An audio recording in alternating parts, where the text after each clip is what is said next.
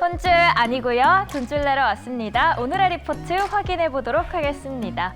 먼저 첫 번째 기업부터 열어보시죠. 신한금융투자에서는 상대적으로 편안한 은행주에 대해서 이야기하고 있고요. 두 번째로 유화증권에서는 차량용 반도체 수혜주 만나보도록 하겠습니다. 또 마지막 삼성증권에서 좋아서 걱정이라는 리포트입니다. 첫 번째 기업은 칩셋미디어 보도록 하죠. 현재 6.59% 상승하면서 17,800원에 거래되고 있습니다. 칩셋미디어는 2003년에 설립된 반도체용 IP 개발 기업입니다. 최근 자율주행 기술이 빠르게 발전하고 있는데 자율주행 기술을 구현하기 위한 반도체 IP 수요가 증가하고 있어서 이 기업의 지속적인 수혜가 예상됩니다. 그리고 자동차 산업은 내연기관에서 전기차로 빠르게 전환되는 중이죠. 전기차에서는 내연기관 대비 더욱 많은 반도체가 탑재되고 있죠. 여기에 내연기관에서는 자율주행 기술이 탑재된 차량이 확대되고 있는 만큼 이런 트렌드가 차량용 반도체 수요를 증가시키고 있습니다. 칩셋미디어는 글로벌 탑 차량용 반도체 기업들을 고객사로 확보하고 있습니다. 따라서 차량용 반도체 수요 증가는 매출 증가로 이어지는 구조이기 때문에 기대가 되네요. 투자의견 매수고요. 목표 주가는 제시되지 않았습니다. 두 번째 회사 만나볼까요? 이번에는 넥스트 보도록 하죠. 0.45% 빠지면서 1,950원에 거래 중입니다. 2021년, 그러니까 작년이죠. 7월에 코스닥 시장에 상장된 얼마 안 된 기업입니다. 메타버스 관련주로 묶이는데요. 다가오는 메타버스 시대에는 메타버스와 사용자 사이를 연결해주는 대표적인 디바이스가 있죠. AR 글라스라고 합니다. 넥스트의 AR 글라스는 우리가 평소에 착용하는 안경 크기의 2대의 각광 슬램, 그리고 1대의 RGB 카메라 모듈을 적용합니다. 넥스트는 자체 AR 스마트 글라스 구축을 통해서 디바이스를 확보했다는 장점이 있습니다. 메타버스 사업자인 로블록스는 지난해 상장을 했고 페이스북은 사명을 바꾸고 메타로 바꿨죠. 메타버스로 돈을 벌겠다고 선언한 만큼 성장 잠재력이 주목을 받고 있습니다. 업체마다 예상치는 다르지만 대부분 시장의 성장을 낙관하고 있습니다. 앞으로 메타버스 글로벌 시장 규모는 10년간 34배의 성장 예상하고 있는데요. 그 안에서 독보적인 기술로 수혜를 받을 것으로 전망됩니다. 투자 의견 매수고요. 목표 주가 제시되지 않았습니다. 마지막 기업 함께 할까요? 포스코엠텍 보도록 하죠. 3%대 상승하면서 7,260원에 거래 중입니다. 현대차증권에서 냉천 범란 알루미늄 약세로 3분기 부진이라면서 목표 주가를 7,100원으로 상향 조정했습니다. 현대차증권 박현욱 연구원은 포스코 엠텍에 대해서 22년에 3분기 영업손익이 29억 원으로 추정치 13억 원을 하회했다고 합니다. 그리고 태풍 흰남노의 여파로 포장사업과 LME 알루미늄 가격 약세로 실적 부진이라고 말하는데요. 포항제철소는 정상화되면서 복구 비용 제외 시 포장재 부문은 개선이 될 것으로 예상되지만 알루미늄 가격 조정이 지속되고 있어서 실적은 완만하게 회복될 것이라는 전망입니다. 함께 투자 의견은 매수고요. 목표 주가 7,100원 상향했습니다.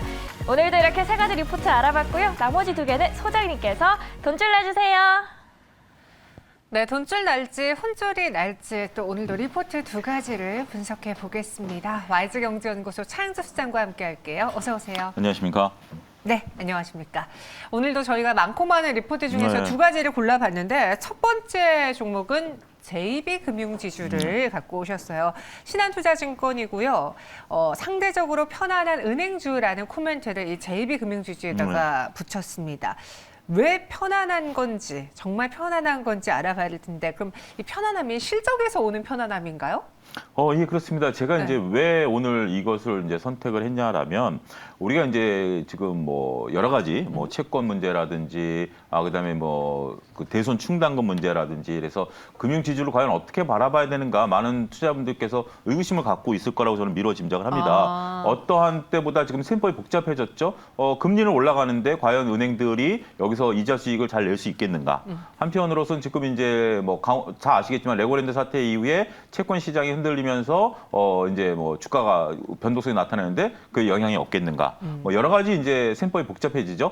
그래서 아직까지 이제 본격적으로 금융지주 리포트들이 나오지는 않았습니다만 가장 먼저 오늘 JB금융지주에 대한 리포트들이 굉장히 많이 나왔고요. 그래서 한번 이를 통해서 투자자분들이 궁금해하는 것을 간접적으로 살펴보자라는 의미로 한번 좀 가져와 봤습니다. 네. 일단 3분기 실적들이 이제 그 나왔는데요. 네. 3분기 실적은 전체적으로 봤을 때 대략 이익이 한 1,600억 정도, YOY 기준으로 해서 한 24%, QOQ 기준으로 해서도 한 9% 늘었기 때문에 대략적으로 컨센서스를 부합하고 있습니다. 그러니까 결국 이렇게 정리하죠. 전분기, 2분기 대비해서 한 10% 늘었고요. 전년 동기 대비해서 한 24% 늘었으니까 전년 동기 대비해서 늘었다라는 것은 무슨 효과죠? 금리 인상했다는 효과를 충분히 봤다라고 말씀드릴 수가 있겠고, 전분기 대비해서도 지금 이제 계속해서 금리를 올리고 있기 때문에 그 효과를 일정 부분 보고 있는 거 아니겠는가, 그렇게 조금 미루어 짐작할 수 있다라는 거죠. 결국 NIM 순이자 마진이 14%나 상승했어요. 그렇고 돼 있다라는 점이 상당히 조금 긍정적이다라는 겁니다. 근데 이제 여기서 이제 은행 우리가 이제 우려감들도 한번 보자라는 거죠. 비이자 수익, 그러니까 이제 이자 수익 같은 경우는 우리가 이제 단순하게 대출을 해주고 이제 받는 이자 수익인데, 비이자 수익 같은 경우는 이제 은행들이 자산을 가지고 운용하는 데 있어서의 운용 수익이라고 얘기를 할 수 있겠죠. 가장 중요한 게 유가증권을 보유하고 있는 것들, 뭐 채권이 됐던 주식이 됐던 뭐 이런 것들을 보유하고 있는 거고, 그 다음에 외환 및 파생에 대한 익스포저. 그러니까 이제 결국 뭐 JB금융지주 같은 경우도 다양한 기업들하고 거래하다 보면 이 환에 노출될 수밖에 없는 거거든요. 네. 그러한 부분들을 살펴보게 된다라면 상대적으로 어떻게 보면 좀 지방은행이다 보니까 이런 규모가 그렇게 높지 않아서 전반적으로 여기에서는 악재가 반영이 안 됐다. 그러니까 이제 아무래도 뭐 KB금융이라든지 우리금융지주 같은 경우 이런 부분도 한번 봐야죠. 비이자 수익 부분에서도 봐야 되겠다라고 하고, 대손 비용 같은 경우도 지금 안정적으로 보고 있기 때문에 전반적으로 봤을 때 3분기 실적에 있어서 우리가 생각하고 있는 이자 수익은 좋지만 네. 뭔가 나쁜 걸 찾으려고 해도 별로 없다, 이렇게 정리하면 될 것 같습니다. 이렇게 3분기 어닝 리뷰를 좀 봤습니다. 근데 지금 은행주에 대한 전반적인 투자 심리는 많이 낮아진 상황이에요. 그래서 많은 분들이 놀라실 거예요. 왜 금리가 이렇게 오르고 있고 네. 지금 많은 사람들이 주식도 부동산도 이거 안 되겠다. 그냥 저축이나 하자. 이런 마당에 왜 은행주들의 매력도가 높아지지 않는 걸까? 궁금하실 수 있잖아요. 네. 어떤 현황인지 지금 이 은행주들의 현 주소를 보자면 어떻게 말할 수 있을까요? 일단 고전에 제가 딱 그 정현 아나운서의 핵심 질문, 이게 굉장히 이제 투자자분들이 갖고 있는 거잖아요. 이런 얘기를 한 2분기 실적 나오고 나서 제가 드린 건 아니고 어떤 분이 그런 얘기를 한 걸 제가 대신 전해드리겠습니다. 미국 같은 경우 금리를 급속도로 올리는데 투자은행들이, 우리가 이제 JP모건이라든지 뭐 모건스탠리라든지 이런 쪽들이 생각보다 실적들이 잘 안 나왔어요. 그거 보면 그쪽 이제 투자은행들이고, 그럴 때 서학개미 하시는 분 어떤 분이 그러더라고요. 야, 누가 투자은행의 예대 마진을 보니? 서학개미들이 예대 마진을 보려면 미국에 산재해 있는 수많은 지방은행들을 사라. 그러면 결국 그들이 예대 마진으로 수익을 본다. 그들은 투자 별로 안 한다. 결국 JB금융에서 저는 딱 이걸 보면서 그분 말씀이 떠올랐어요. 지금 우리가 소위 말해서 극단적으로 뭐 KB금융이나 우리금융지주보다 JB금융지주는 이자 수익이 높았죠. 이게 드러난다는 거죠. 자, 혹시 다른 우려감들이 있나 한번 보겠습니다. 리포트에 보면 은행주가 내포하고 있는 위험을 크게 세 가지로 나눴어요. 신용 위험, 유동성 위험, 시장 위험이다라는 거죠.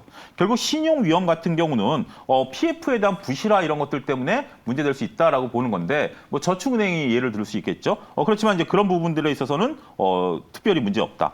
유동성 위험 같은 경우는 현재 조달 금리가 상승하다 보니까 이게 상당히 곤혹스러울 수 있습니다. 지금 여러분들 저축은행 같은 경우 기사 보셔서 아실지 모르겠습니다만, 오히려 지금 저축은행 같은 경우 그 제시하는 이율이 한 7, 8% 정도까지 올라왔어요. 근데 그러면 7, 8% 그 예금을 받아가지고 10몇 %씩 하면 이익이 나는 거 아니야? 아닙니다. 지금 더 곤혹스러워합니다. 7, 8% 이자를 주기 위해서 10%대 넘는 그 어떤 PF나 이런 걸 하게 되면 부실화 가능성이 커지거든요. 그러니까 시중금리를 올라가니까 결국 저축은행이 돈을 끌어오기 위해서는 예금금리를 올릴 수밖에 없는데, 그걸 운용해서 그만큼 수익을 내기가 쉽지가 않다라는 거예요.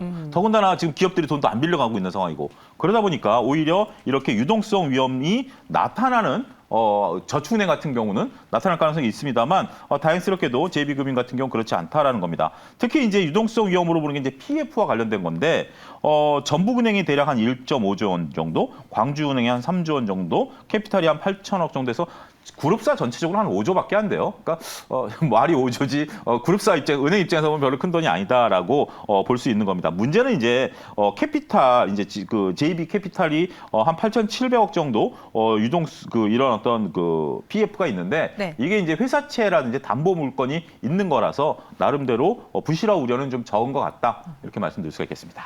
네, JB금융지주 지금 그 리포트를 보시면 현재 은행주들이 내포하고 있는 리스크가 이러이러한 것들이 있는데 JB금융주의 상황은 이렇다라고 정리가 되어 있습니다. 이번 리포트를 통해서 투자 아이디어를 찾아보자면 또 우리가 무엇을 볼 수 있을까요?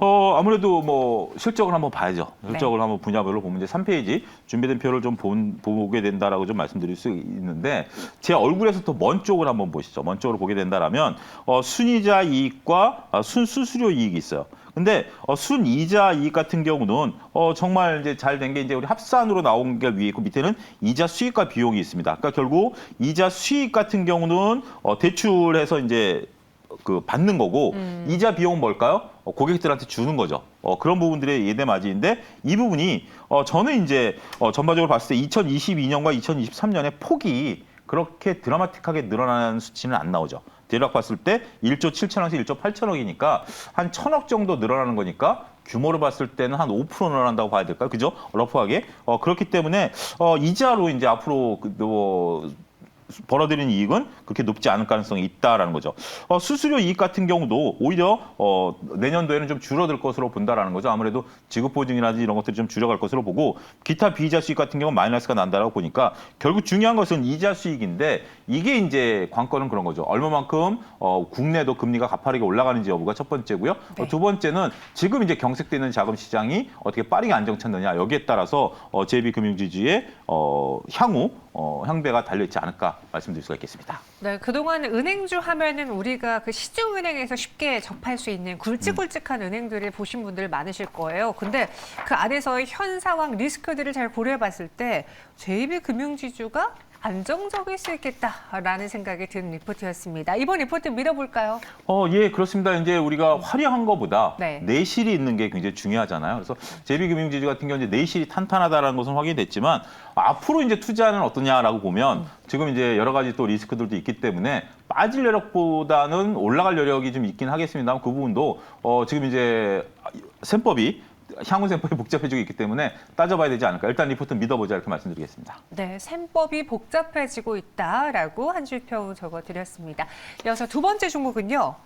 포스코케미칼입니다. 삼성증권에서 오늘 리포트가 나왔는데 좋아서 걱정이라고 네, 이런 리포트가 나왔어요. 예. 지금 주가는 상승하다가 좀 반락한 상황이어서 포스코케미칼 현재는 상승폭을 조금 줄어들어서 네. 2.83% 오름세 보여주고 있는데 저희 시청자분들도 포스코케미칼 오늘 매도 조금 일부분 했다라시는 분들도 계시네요. 3분기 실적 어땠습니까? 저는 좋아서 걱정이라고 했는데 우리가 좋은 걸 걱정하지는 않잖아요. 네. 제가 걱정해 본 건 배불러서 걱정해 본 건 있지만 네. 아무튼 뭐 좋은 거니까 이런 농담이 충분히 가능하다라고 말씀드릴 수가 있겠습니다. 자, 3분기 매출이 1조를 달성했어요. 장사 이래 최초입니다. 최초로 그러니까요. 분기 매출을 1조를 달성했고 영업이익도 대략 한 800억 정도 나왔으니까 영업이익률이 8%죠. 간단하게 8% 정도 나왔기 때문에 이 정도면 뭐 괜찮다라고 좀 말씀드릴 수가 있겠습니다. 자, 양극재가 드디어 전체 매출에서 60%대까지 확대되고 있는 모습들 확인할 수 있다라고 좀 말씀드릴 수가 있겠고 매출이 늘어나는 것뿐만이 아니라 판가를 인상했어요. 그게 이제 먹히고 매출이 늘어났고 환율 효과. 그러니까 더할 나위 없이 좋은 거죠. 자, 일단은 뭐 원재료 가격이 올랐지만 그거를 판매가에 전이시켰는데 오히려 더 잘 팔렸어요. 그리고 해외에서도 해외에서도 많이 팔려가지고 환율 효과까지 봤어요. 이렇다라면 정말 진짜 좋아서 걱정할 만큼 회사 상황이 그러니까 이런 거는 지금 문득 드는 생각이 지금 너무 좋으면 우리 네. 이제 어르신들이 그러잖아. 야, 너무 좋다고 지금 막 웃지 마. 그러고 자제해라는 것처럼 역기조 효과도 우리가 한번 나타날 수도 있다라고 보는데 일단 그 우려감 씻어버리고 지금은 좋다라는 것을 확인할 수 있다 이렇게 말씀드릴 수 있겠습니다. 네, 어제 실적이 딱 발표되고 주가도 4% 상승으로 마감을 했습니다. 사실 포스코케미칼의 주가는 정말 여타 다른 종목들에 비해서 훨씬 고가권에서 네. 신고가 영역권에서 놀고 있던 종목이었는데 여기에 오늘 20만 5천 원까지 상승을 했어요. 향후 전망을 보자면 우리가 또 실적 잘 나왔을 때 피크아웃이냐 아니냐 이거 고려해야 되잖아요. 그렇죠. 포스코케미칼의 전망은 어떤가요? 피크아웃을 아직 우려할 바는 아닌 것으로 보여집니다. 아직 조금 더 성장하겠다라는 겁니다. 지금 이제 2023년에 양극재 수익성이 더 나타날 것으로 보여지고요. 내년에 광양의 3, 4단계 공장에서 양산을 이제 시작합니다. 그러니까 우리가 지난번에 다뤘던 첨보도 그렇고 에코프로비엠도 그렇고 증설 효과에 대한 부분들을 이제 증권가에서 주목하기 시작하지 않았습니까? 따라서 이런 거를 감안하게 된다라면 매출 기대치가 더 높아진다라는 거죠. 별도 기준으로 봤을 때 양극재 매출이 올해 3.5조 원에서 내년 4조 원으로 또 증가할 것으로 봐요. 아직까지 매출 늘어날 것으로 보고 있고 연결로 봤을 때 매출은 한 6조 원 정도. 그러니까 지금 이번에 연결로 봤을 때 매출 처음으로 분기 1조 달성했거든요. 근데 내년에 매출 6조라고 한다라면 분기당 1조씩은 그냥 무조건 깔고 간다, 1조 이상씩 깔고 간다라는 거죠. 그렇기 때문에 지금보다 더 좋아질 가능성이 높다. 현재 지금 이 증권사는 밝히고 있습니다. 네, 저희 시청자분 중에 한 분은요. 포항에 계신가 봐요. 네. 포항의 양극재 공장 매일 보면서 장투에 대한 확신이 생겨서 예. 네, 포스코케미칼과 에코프로비엠을 쭉 성장하는 종목으로 대표 종목으로 보고 있다라고 하셨거든요. 그렇죠. 이렇게 네. 저도 사진으로 봤는데 에코프로가 단지를 형성해 놓은 것 같더라고요. 거기서 이제 이번에 에코프로 EM 공장이 건설됐죠. 삼성 SDI 전용. 그리고 보니까 빈 땅이 아직도 있더라고요. 네. 그러니까 언제든지 그러니까 이제 땅이 확보가 돼 있으면 기업들은 에코프로 EM 같은 경우는 삼성 SDI 전용 공장이잖아요. 그런 식으로 원하면 언제든지 공장 지을 수 있기 때문에 그분 같은 경우 혹시 만약에 뭐 변화 있으면 저희 코너에 네. 특파원으로서 한번 좀 올려주셨으면 좋겠습니다. 네, 예전에 그런 말이 있었어요. 어떤 분들이 이제 네. 주식 투자하려고 내가 산 주식의 공장에 가서 직접 차가 몇 대가 맞습니다. 가고 나오는지 이걸 보면서 업황을 파악했다라는 그런 말이 있는데 맞습니다. 저희 시청자분께서 그거를 실천하고 계셨고요. 네. 그럼 이 포스코케미칼은 이렇게 성장에 대한 가능성이 아직도 열려 있다면 높은 밸류를 받을 만하다라고 봐야 될까요? 저는 이제 이 리포트를 보고 마음에 든 게 뭐냐면 네. 이 부분을 걱정을 했어요, 이분은. 그러니까 이제 결국 지금 이제 밸류가 대략 한 올해에서 이제 양극재 PR 대비 높은 밸류에이션이라 해서 한 67배 되고 내년에도 한 40배 정도 밸류가 이제 될 것으로 보고 있는데 왜냐하면 지금 이제 이건 그렇죠. 지금 이제 올해 지금 주가 대비 실적을 보면 67배인데 내년에 지금 주가 상태에서 매출과 영업이 늘어나면 밸류는 낮아지게 되는 거죠. 지금 우리가 고밸류를 인정하는 게 내년도에 매출과 영업이 늘어나서 결국 밸류가 낮아질 것으로 보는데 그래도 40배예요. 그래서 이 부분은 우리가 언제까지 이렇게 밸류를 줄 수 있겠는가라는 부분들을 고민을 한번 해보자라고 이제 리포트에서 밝히고 있어요. 저는 굉장히 이거는 신중하고 네. 우리들에게 좋은 인사이트를 준다라고 줘요. 좋아서 막 하고 있는데 제가 앞서 드린 것처럼 어르신들이 야 지금 이런 것도 우리가 한번 좀 봐야 돼라고 옆에서 따끔하게 한 소리 해주는 좋은 스승과 같은 역할을 해줬다라고 그래서 저는 이 밸류 부분은 정답이 없어요. 여러분들은 그냥 고민해 보셔야 되지 않을까 싶습니다. 알겠습니다. 그럼 이번 리포트 믿어봐야 될까요? 어떻게 할까요? 일단 뭐 현상 파악을 잘했다라고 해서 저는 믿어보자 이렇게 말씀드릴 수가 있겠습니다. 네, 밸류에 대한 그 고민은 여러분들이 직접 해보셔야 될 것 같습니다. 아시잖아요. 시장이 잘 가고 그 업황에 대한 분위기가 좋을 때는 높은 밸류도 쳐줘요. 그런데 갑자기 순식간에 투심이 위축되면은 그때는 고평가라는 단어가 따라붙기 때문에 여러분들이 리포트를 보시면서 한번 공부를 해보시고요.